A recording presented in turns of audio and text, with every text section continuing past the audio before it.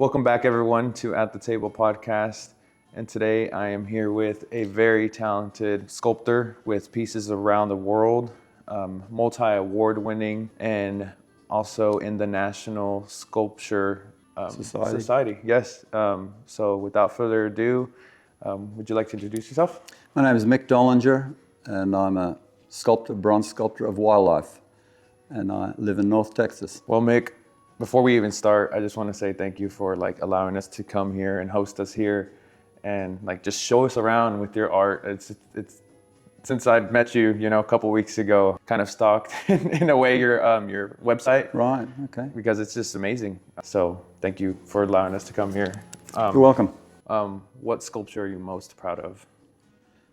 Usually the most recent one I've done. So this large bull here behind us is probably the most recent one I've finished.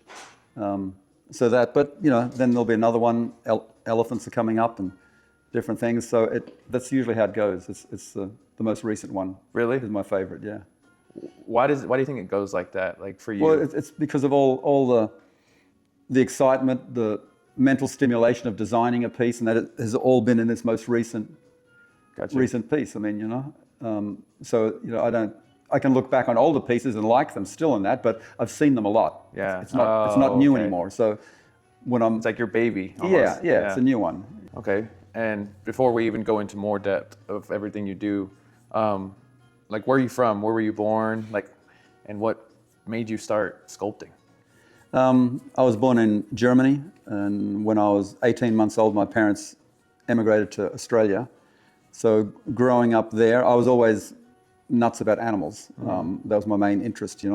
Some kids like motorbikes and things. That for me, it was horses, dogs, and rabbits, guinea pigs, everything. Snakes.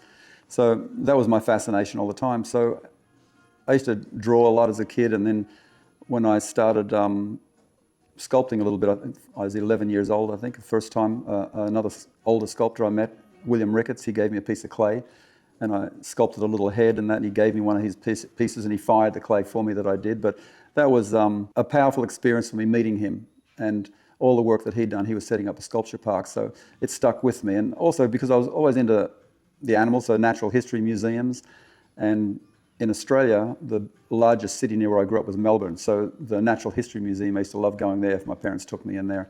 And they had large sculptures out the front too, and they were incredible looking too. So I was always fascinated with sculpture. So it just evolved that way. I left school as a teenager, didn't finish high school, left at 15. Oh, really? Yeah. So you dropped out of high school? Yeah. Well, that sounds worse now than it did in the day. Because nearly everybody did. Oh, really? Very few people finished high. But most people did apprenticeships. They became plumbers, electricians, mechanics, so on. I was a butcher.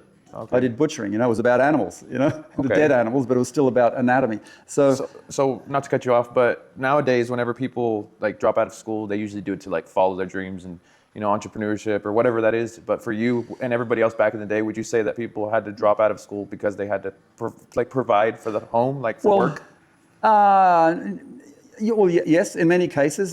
That wasn't the case with me. My father would have been more than happy to pay for my tuition to keep going to school. But a lot of my friends in that was exactly the case. Their parents wouldn't support them or anything like that. I think it was just most of the jobs. Unless you're a kid, if you grow up and your family are lawyers or accountants, and then you think that's what's expected of you. Well, you got to go to college and so on. But if you want to be a plumber or electrician, what are you going to finish high school for? I mean, at 15 you start a 4-year apprenticeship. By the time you're 19, 20, you're a fully qualified tradesperson. And it's funny how it's come around now. Now it seems like for young lawyers and that in Australia anyway. I mean, plumbers and electricians make a lot more money than lawyers. No way. And, well, you're going to get this with AI now too, I guess. It's who would have guessed, people who can do things with their hands, But so in the day, I guess you can only judge it by the situation at the time, It's not like I grew up and everybody went to college and I didn't. Okay. Nobody that I knew personally wanted to go to college or finish high school. Yeah. Everyone hated school. Yeah, I think that's still the same. Yeah, the sooner you could get. Well, from what I understand, now, getting to college is different than high school. It'd be a lot different sort of thing. But I agree. But if you don't have a clear picture, I mean, there's nothing like a veterinarian is the only thing possibly. But I was a bad student. I couldn't. It would have been agonizing. Got you. So yeah. So you do a lot of sculptures from animals in the outback of Australia, right? But also you do, I see like there's a dog right here. I know the camera can't see. And then there's a bison. This is bison, right? Yes. I don't know if Australia has bisons or No. not, but like, what's your favorite type of animal to do? Like from what biome, I guess? I'm partial to bovines, you know. I like large bovines. You know, the longhorns and African buffalo and bison and things like that. You know, these Spanish fighting bulls, things like that. But it's, with me, it's more coming up with an idea. I mean, somewhere, you know, I'll be doing something, or I think of an idea for a particular animal, and I'll get excited about that. So I'm all over the place, and that's it's hard to fit in there when you do a lot of different species and things like that. You know, a lot of people have certain ones that they like to focus on, and obviously makes it easier. I mean, if you're a person that just sculpts humans, I mean, that's going to be a lot easier, because you know, you do, you know, work out the anatomy of an elephant, you know, to a dog or a rhino or a bull or something, or a squirrel, totally different. So it's all a new education each time, you know, in learning all these things, just because you came up with what you thought was a good idea. I think, like everything we learn in life, you can go somewhere over the summer and do a 2-week course or something, or 3 or a month, and learn something pretty well. But if you don't do that again for 10 years, and then you try it again, it's not going to be there. You think you know it until you try it, and even some simple tasks, you know. But when you do something, well, like they say, the 10,000 hours, you know, if you've done thousands upon thousands of hours of putting the same jigsaw puzzle together, you can not do it for many years, and you're still going to retain that, you know. Yeah. Oh yeah. Yeah. I know what you mean.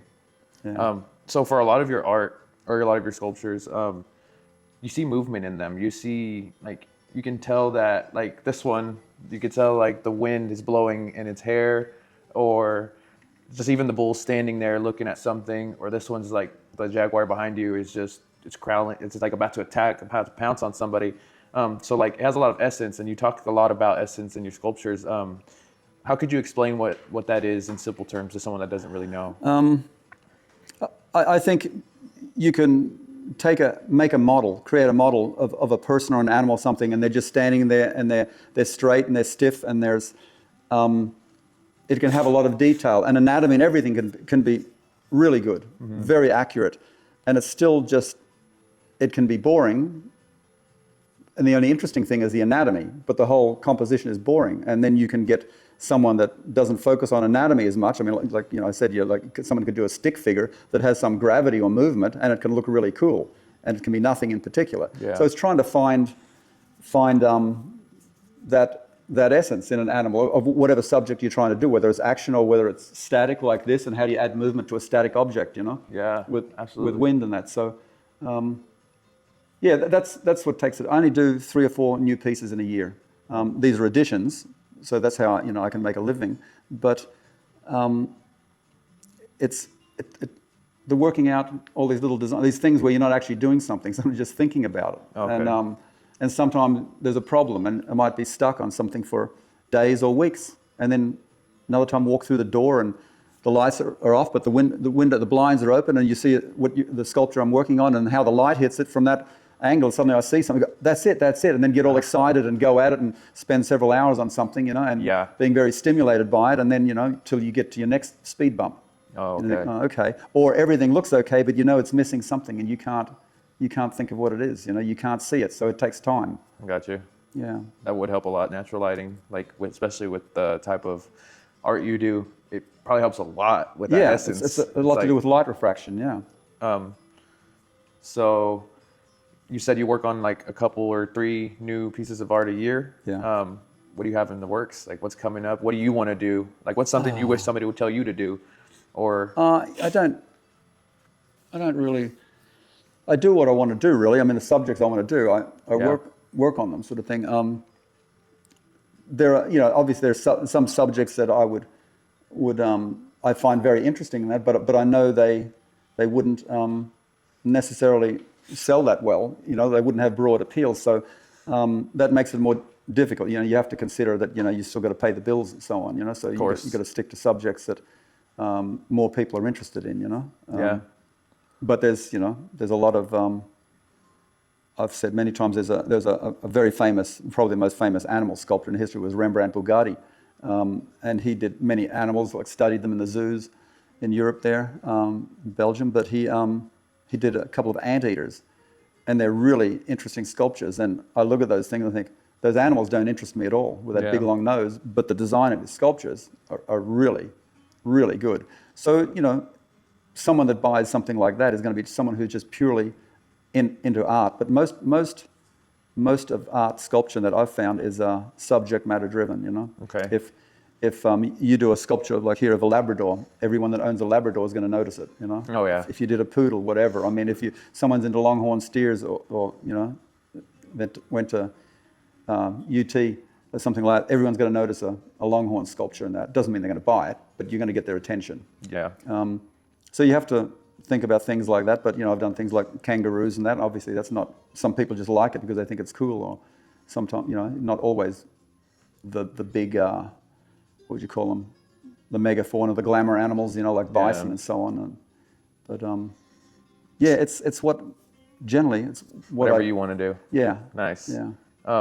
So getting into sculpting and sculptures, like what would you say, or who would you say mentored you a lot, or who did you look up to growing up? I know you said it earlier. It was a guy, William Ricketts. I mean, not that he mentored me. I met him, only a couple of times, sort of thing. It would have been great to live close to him, as a young kid. But no, I didn't really when I did my apprenticeship as a butcher, and then in my early 20s, at 15, when I started my apprenticeship, I started doing rodeos, competing in rodeos and that too. And then that's when I started to travel around different states in Australia and a lot of outback towns and that. And so through my involvement in rodeos, then when I was, I think, 22, I came to the US, to California, to compete in rodeos. And not that I was really good at it, but it's what I was excited in at the time, Yeah. Not excited enough to pursue it to get really serious, luckily. And when I was in California, I met two taxidermists, and they mainly did bird taxidermy, but some mammals. And so I was fascinated with that, got to be friends with them, and started, doing a bit of work there, skinning, because I could use a knife well, skinning birds and deer heads and bears and whatever came in, Wow. And then just learnt the basics of taxidermy. And then when I went back to Australia, I pursued that until several years later I could do that full time for a living. Wow. Yeah. It's quite an upbringing, honestly. So if someone was to tell you, there's no money in sculpting, what would you tell them? Well, it's not, I mean, Jeff Koons obviously makes a lot of money in New York. I mean, millions of dollars. I mean, but most people aren't in that. Good. 6 figures is a good living for an artist. I mean, without getting to 7 figures. I mean, not many people would do that. But for me, it's more of pursuing what I'm passionate about, and I think all my life, I've done things that I was interested in, and then tried to get as good as I could in that thing, and then figure out how to make a living out of it. Like I did with the taxidermy, and then with sculpture. So yeah, it's not like.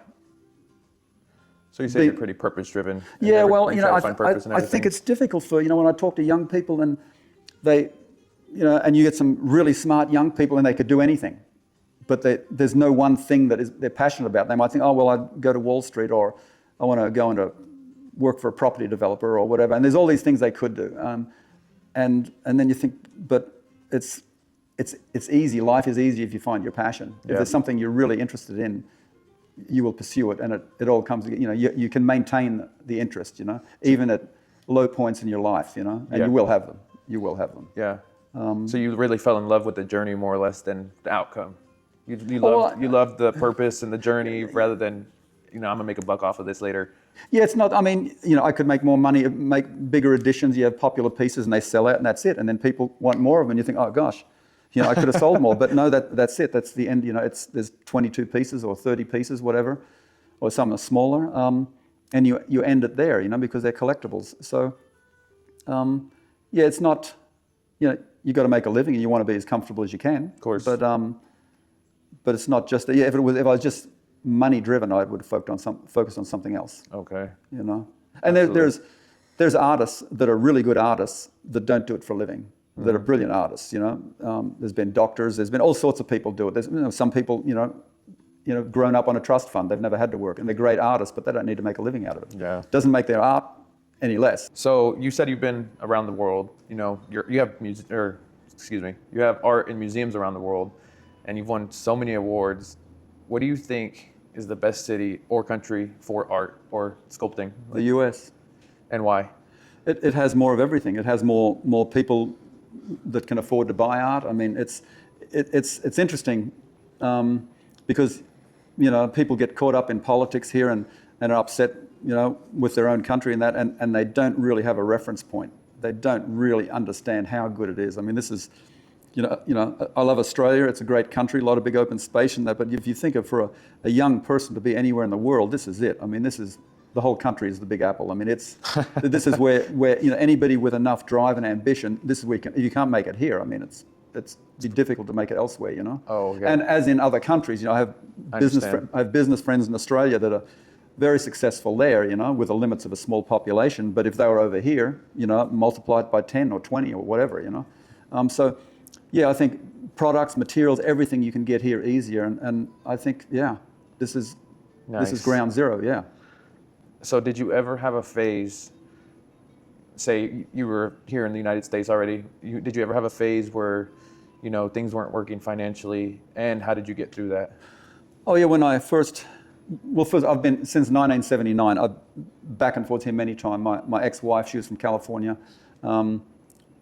My daughter, I got 2 daughters in Australia. I mean, they're US citizens too. So I was back and forwards a lot. I've been here full time since 2003. But when I came here, first off, I sold my house in Australia, and it had been on the market for a couple of years, and real estate didn't move. And then I was over here, and a real estate agent sends me an email and got a buyer and didn't want to deal and negotiate, and I wanted to buy all the furniture and everything as is, So I sold it. I thought I'd better grab it, Well, next 6 to 12 months, I mean, it close to quadrupled. And, wow. And then I'm sort of here, and I'm working for a taxidermist, and it wasn't fun. Yeah, like I had my own taxidermy business in Australia, and I went back each year for the first 3 years because I could earn more there in 6 or 8 weeks than I could here for the rest of the year. But yeah, I was in a little 1-bedroom apartment. I did some work in this taxidermy shop, and it was, I would say, my mid to late 40s, and it was the lowest period of my entire life at that time. I mean, it was just, and I couldn't go back to Australia and even buy the house that I used to own. I was out of the market totally. Yeah. And it was like a feeling like you have to make it work. It has to work. So I mean, it's a hell of an incentive. Yeah. And luckily it did, But what pushed you through that? What got you? What do you think got you through all that? 'Cause everybody's different.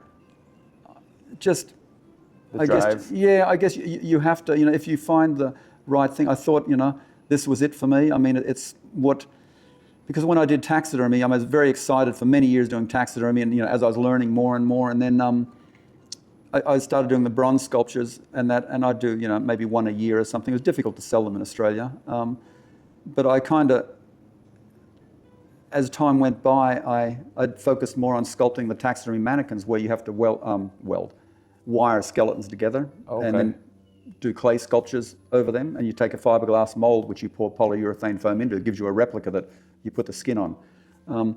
So that became more exciting for me. At first they were really bad. Then gradually they got a little bit better and a little bit better, and so on. And then I was more excited. And I did a new one, and that first mold, popping it open and stuff, and looking at this foam mannequin, I was very excited about. And then proud of it, right? The sculpting got to be more and more interesting, and that's what took over. And then I just, for years I thought I don't do anything quickly. I mean, don't blame you. Well, I procrastinate a lot. I have to think about a lot of things. I've got a lot of friends that will, come up with an idea and they move quick. They get it done. And unfortunately, I'm not like that. But but I stay the course. Yeah. So that's the big thing. I think I've met a lot of people in my life that have been very talented. That real strong entrepreneurial spirit. And they jump into something and they spend 6 months or a year or something, sometimes 2 years, and it's not worth it, and they drop it, and they don't stick, and yet it just wasn't long enough. It just wasn't long enough. No. I mean, people sometimes have unrealistic expectations. Absolutely. You know? I think I agree with you there. It's been a lot, like especially lately, where people just want like instant gratification for doing very minimum of anything. Yeah. And even, that goes for everything, like entrepreneurship, just regular 9-to-5 jobs, anything. It's just, I understand what you're saying. Yeah.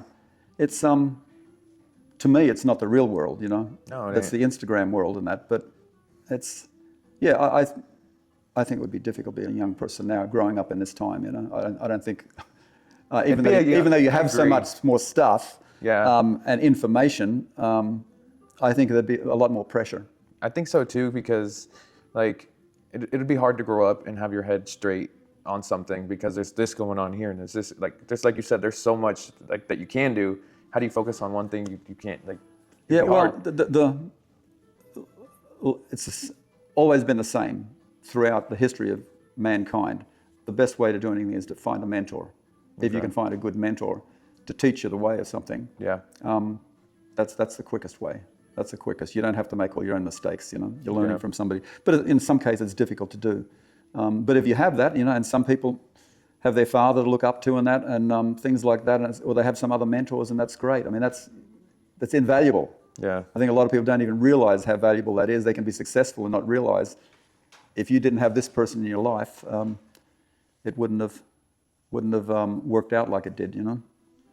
How do you decide like how much your work is worth without overthinking it and underpricing it? It's generally with sculpture, bronze sculpture is generally in multiples of whatever the casting price is, what the foundry, you know, you get a mold made and then the casting of each piece, and it's just a multiples of that, you know, and that varies with different artists. So you don't really set a price, like say this one was, I don't know, 5,000, and then that one was like 4,000, even though it's bigger? Like, would you charge more for smaller ones than bigger ones, or No, you have to? No, the bigger ones are more expensive, yeah. Okay, because I know that, like, you know, you could charge for artwork or whatever that is. Yeah, like, not like with paintings too. I mean, paintings in my world, the art world I'm in, painters basically charge by the square inch, and as their reputation grows, so does the price per square inch. yeah, The demand. With sculpture, it's not quite the same. You know, you get somebody who's a very accomplished sculptor will sell something that'll be pretty much the same price as somebody who's just beginning. You know, yeah, because of the casting costs. You know, not always, but that makes sense. you No, know, yeah, that for makes sense. most of the time, yeah. Because I know, like, I've met somebody that made like those smokers, you know, that you cook like brisket and barbecue on. Yeah. And he would always say, like, because he would charge them, I don't know, it'd depend on the size, Yeah. kind of the same, but he'd say, like, I'm charging them for the time that it took for me to learn, not how long it took me to make it, you know? Yeah. It's like he could make one in like maybe 3 days, Yeah. but charging a lot of money for, like, you know, Well, versus. there's the expertise. I mean, you get that not just in art with earth moving. You know, you get some of those bulldozer and bobcat operators, and that some people are so efficient how they move dirt. They don't waste any time. You know, they're either pushing dirt or dragging dirt, or everything is really organized. So you get someone like that per hour. Yeah. If you're hiring them, it's worth a whole lot more to you than someone starting out who's, you know, dropping dirt here and got to go back 2 times to pick up this and Yeah. that. You know, so it's yeah. Of course, competence in anything should be worth more. You know, for sure. So after doing this for like decades, how do you not burn out? Or what do Because you? I still get excited about it. You know, different. You know, Yeah. and I don't mean my own work. I go out and see other work, and I see work. You know, modern works or abstract works, and just think, wow, that's a really cool idea, and I find it so exciting when people come up with really great ideas and that. So I'm not. Yeah, I don't have any burnout. I mean, you can get physically tired about different things, you know, traveling and things like that. But it's what I love, and that's like coming back when I said for young people trying to find what your passion is. Yeah. It's difficult to find that, you know. Without trying different things. Both my daughters, I mean, said it's not easy. I mean, they haven't found it, you know. So, but if you can, Yeah. it's something to focus on, you know. Absolutely. So do you ever feel like, I don't know, like, do you ever wake up in the morning and like, damn, I don't want to sculpt today, or like I don't want to, you know, I don't want to do this. I don't want to. Do you ever wake up and feel like that? Yeah, of course. No, and you know, obviously now, you know, I have the luxury of not having to do that. It all depends. If there's something I have to get out to a gallery or to a show at a museum or something like that, you got to do it. It can be freezing cold and think, well, you can't wait for the weather to be right or whatever. I mean, you just got to go do it. But that's part of business in general. I think. I mean, of course, there's discomfort at times and that. I mean, it's you just got to push through, get things done. Exactly. What to me, that's not a problem. Obviously, there's physical discomfort on weather or whatever. You have to go when I do patinas at the back there. It's not air conditioned or anything. So in the summer, that can be a real sweat fest. But so you try to do it at night or in the mornings and that. But where I can't be pushed really, the most frustrating is if it's a commission and somebody wants it done and they want it done and you just haven't. They're rushing you. You haven't got there yet. I mean, sometimes you can waste time. It's easy to waste time on other things and that, and look at something a little bit, and you realize I need to go in there, and even if it's sit down and stare at it. Yeah. Till something comes to you. Okay. But you need to spend more time on it. But that's the most of the pressure that I would feel is not being pushed to finish something before I'm happy with it. Oh, okay. Wow. So how much longer do you see yourself doing this? I can't imagine giving it up entirely. I mean, I will slow down, do less, I guess, but I can't imagine not doing anything. This being an artist isn't a career like being a lawyer or an accountant or something. Yeah. Where you can think, oh, when I retire, you look forward to retirement. Even if I'm retired, I'm still gonna. What would an artist or lawyer do? They would, they've got to find a hobby for their retirement. This is basically or they golf hobby. or whatever, but they've got to find something to do. I mean, I think it's a pretty lonely existence if you don't have your hobbies or passions, Yeah. Mine, luckily, is my work, Yeah, I could see that. I could see that, like what you're saying is like people need a hobby and something to do, because it's people that I talk to from work or even like at job sites, they always talk about they can't sit still, they got to do a hobby. Yeah. But like for these sculptures that you make, does it ever get to be a lot with how much detail and how much design goes into it? Like how much design and detail do go into it too? Well, some more than others, but they all, I need a lot of time to stare at them. And they're little things. I mean, sometimes I can have some, I'm stuck and. So when you're staring at it, like do you kind of, like say you're sitting there staring at it, do you have a notebook where whenever something comes to you, how do you? No, I will sometimes if it's in the clay, I might, if I notice something up there or whatever, suddenly, but I'm not ready to spend time working on it, I might go and bit of stick or a piece of wire and stick it in there or scratch a cross in there. So whenever it is I'm about to work on it again, I look at it, oh, okay, I've marked this for, what did I mark that for? Okay, now I realize, So sometimes I will do that. I can be not intending to work, or I've come out here and to show somebody work on that, and then while I'm, because you can realize something at any point. So then I don't want to miss the opportunity. So then I will mark it. And sometimes if I'm in the right mood, but I'm not going to start pushing a lot of clay, I'll have multiple points that I've marked and come back to. Do you ever forget like what you were supposed to work on? Even if you mark it, like do you ever just like, damn, I forgot what I was gonna? Oh, a little bit, I guess. Not too much, because if I have multiple pieces going, sometimes I'll see something on one and work on that a bit and have a good day and then another day it'll be something else. It all depends. Or I could go back to the same piece again, Yeah. So, yeah. Was there any specific piece that was kind of a turning point for you? That was maybe like the first one you got an award on, or the first one that you ever sold, or is there any certain piece that you really connected with? I guess first I did a big leaping deer sculpture for a shopping center in, I think it was 2005, 2006 maybe. And that was a big defining moment, because it gave me enough money to cast a lot more. A lot of people, sculptors will. The casting is expensive, and so a lot of sculptors will get a piece cast and it can sit in a gallery for a while, sometimes a long time, and then it sells. And if the artist has financial difficulty, they'll pay bills with that money, or depending on the size of sculpture, go on a holiday or whatever, and then not have any more pieces. Well, I realized I needed to have some inventory, so if I sold one, I'd go and cast 2 or 3. Yeah. So that I had the extra one. So a gallery sold one, I could put another one in there straight away instead of them having to wait 3 months or 4 months to get another one. Galleries get sick of that, Yeah.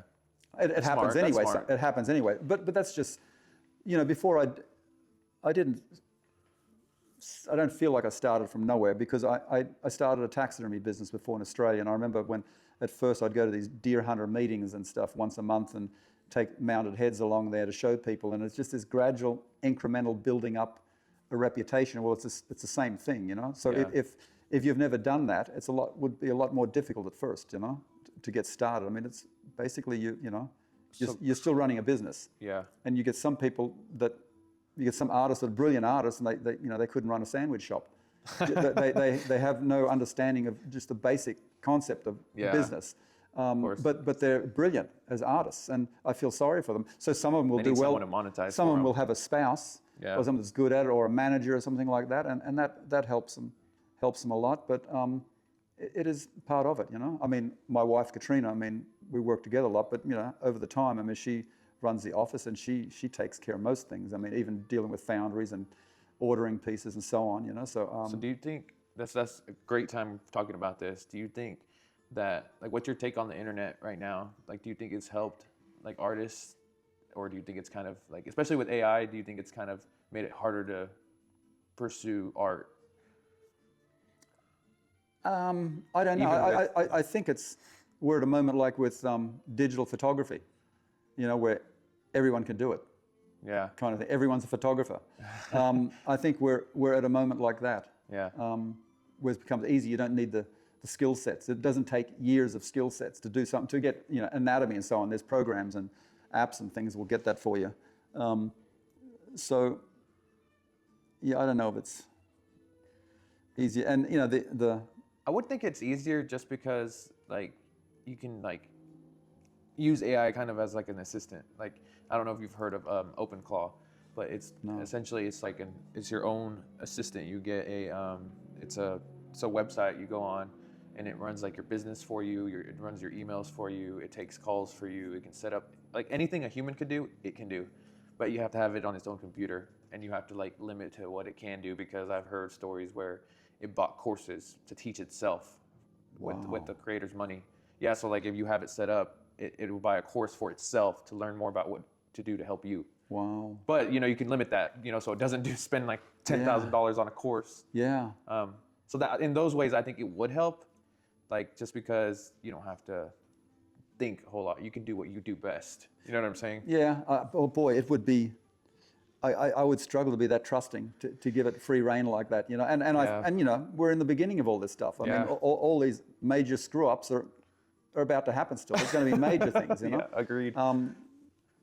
It's all sounds very promising. I mean, how you spin it sounds really good, but like lots of, I don't know the whole thing now. Even with Instagram, you've got so many people looking at things and that, and I don't know that it means much. Some people think, I know artists that have huge followings on Instagram and struggle to make a living.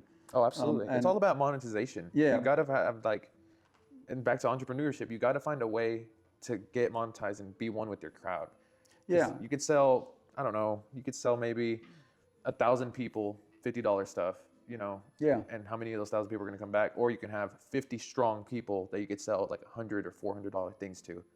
It's all about how I think the entrepreneur goes about it. Like you're saying with Instagram, and there's people have millions of followers and no money. Yeah. Well, with art, I think it's mainly other artists, or people that want to be artists are looking at other artists. So some of the followings, it just seems, you would think, if you have millions of people view something, that maybe you'd sell something, but I haven't experienced that case. Instagram hasn't done anything like that, really. Yeah. I don't do it. Katrina does it, but one thing she filmed of me doing a patina on a steer, it got 34 million views. What? Yeah. You have a video with 34 million views? Yeah. Oh, wow. But it just, I don't know who views it. It's just people wanting to see what you're doing, and Yeah. I guess you never know though, because I've always been told just keep posting your content, because all it takes is that one person to see it, and then boom, you got a business, you got a sale. Maybe. I think more likely you're going to see those other people plagiarizing you. That too. I think that's more likely. But it depends what you have, you know. I think if you can, you know, people that have a motivational product that can help people with health and that, I think obviously that's a different thing. And I think, you know, you could help a lot of people, so you could commercialize that easy. But yeah, I don't know. Like I said, I'm of a different era. I'm a dinosaur. So I don't see a lot of it. But I've seen, you know, when we've traveled and that, I mean, a while back, a couple of years ago in Tulum, and we've seen all these people, I guess they're influencers. They're coming in this was a little tiny, nice hotel we're in. Yeah. People coming for one night and they're getting pictures taken in the pool and this and that in the bar, and they're all hamming it up sort of thing, you know. They can only afford one night in there, I guess, and they're gone again. And you think this is all fantasy. This is a lot of this stuff you see on Instagram, crazy. These incredible lives people have, and then you get these other people who are at home and are so bummed out thinking their life sucks because they want a life like that and it's not real. No, it's not. And you think, gosh. Yeah, I know exactly what you're talking about. And it's hard to like, you know, comparison is the thief of joy, of course. Yeah. But it's hard whenever like you have all these different influencers and all these different people saying, like, all the influencers that we do see, they're not that smart. They just tried. They just went out there. They did the 10,000 hours or whatever. Well, you think it's difficult. I mean, I know people that post a lot and have said that we should post more on that. When you don't have anything to say, you don't have that much to I can't imagine posting every day or every week or anything like that. I mean, it's not that repetitive. I mean, it's boring. It's like somebody jumping, like a dog jumping up, and he's like, "Get off of me!" You know? It's just too much. It's too much, you know. I know what you're saying. Yeah, that's how I feel about a lot of that, you know. If you were to start at 20 years old today in this era and generation, what would you do differently? I would, knowing what I know now. Yes, knowing what you know now. I would find, I would do my hardest to find a good mentor. Oh. Even to the point where some people wouldn't be able to afford to hire me, but I would work for nothing to learn, to experience, to get that experience and pick their brains and get their advice. I'd probably work for nothing and be prepared to do that and have another job to support myself, and go from there. I think that would be the It all changed. You know, you come along and you think, well, okay, you know, to be this, you got to do this and follow these steps. And these artists did this before you and that, and then there's other artists come along and they do stuff totally different. You know, because of social media and that, and there's multiple ways of getting out there. The big thing is exposure, I guess, for artists. People have got to see your art, you know? Yeah. But whether that's, bunches of other artists seeing your art, I mean, I don't know. I mean, like doing museum shows or sculpture shows, things like that. You get to see a lot of people there that, have the... Speaking on that, I don't mean to cut you off, but like, what's your favorite museum you've been to? Like, you've been to probably so many. I don't know. The Metropolitan in New York is pretty hard to beat. Really? Yeah. And why? Oh, well, just the range, just the sheer volume. I mean, the Kimball here in Fort Worth is an amazing museum. I've heard of that one. They have some amazing shows in that, but, and then different ones, like the Briscoe Museum in San Antonio is really interesting because it shows a lot of the story of the Texas history, the historic ranches and things like that, and so there's a lot of interesting things, museums that focus on a particular theme. But I like the modern in New York too, but the Metropolitan is pretty hard to beat. I have to check it out sometime. Yeah. So you've won multiple awards in your life for art. What's your most memorable, or your most you're very proud of that award that you got? I'm proud of all of them. I got an artist's choice at the Briscoe Museum quite a few years ago now. That was great. I mean, the Autry Museum in California, the Masters. I mean, I won the sculpture award. I won 2 sculpture awards there. Wow. That was memorable. Yeah, it's National Sculpture Society. Yeah. It's always good to be recognized. Be judged by your peers. I mean, you can get in some shows and people give some artist in some cases can be a popularity. How many people are you really up against when you go to like these like sculpture? Oh, I guess like National Sculpture Society. I mean, there can be maybe, I don't know, several hundred, 300-400, I guess. and people, there's 300-400 sculptures out there. No, they will submit online to be in the annual exhibition. Wow, so there's and quite a bit of and people. I think you can submit 2 different sculptures online, and then they have some people, a jury there that says yay or nay, and they might pick 30 or 35 pieces out of all those to be in a show, or maybe more. And then you have to bring it to the show. Yeah, you ship it usually. Okay. Because it's it's got to be there weeks ahead of the actual show. Okay. Wow, and out of all those 30, you've actually won. Like in Well, they give right? multiple awards too. I mean, that's crazy. Yeah, but that's awesome. But yeah, but in taxidermy too. The taxidermy, they have their big shows every 2 years. I think there's a big taxidermy shows and that. But the good thing about there is as I say, being judged by your peers. It's not like in some cases you can be at a place and some artist gets awards because their personality. People really like them and that. So yeah, having a jury of your peers, I think, is always going to it will mean more. Dang. Okay, Mick. So, God forbid, if you and I were to die tomorrow, what's the biggest piece of advice you would give to the younger generation that wants to pursue art, entrepreneurship? Just get out there. Persistence. If it's something you're passionate about, don't give up. I mean, I think we're all, meaning people, we're all a lot closer than people think. Some people think a particular artist is so awesome, so unbelievable, and they can be. But generally, it's how much effort they've put in. In every subject in the world that I can think of, the people who are the best, we tend to think that they're just exceptional savants or whatever. I don't believe that. I think in most cases, they've just persisted the most, or they haven't had distractions. Some artists I know think about nothing but art. They don't travel much. It's their total focus, and they're awesome artists. Some, there's all levels to that. And whatever you're doing, I think, like those people that are the best engineers and that. If you look at Elon Musk and you talk about the hours he works and stuff, Nick, oh my God, that's unbelievable. Yeah, I know. So it's just persistence.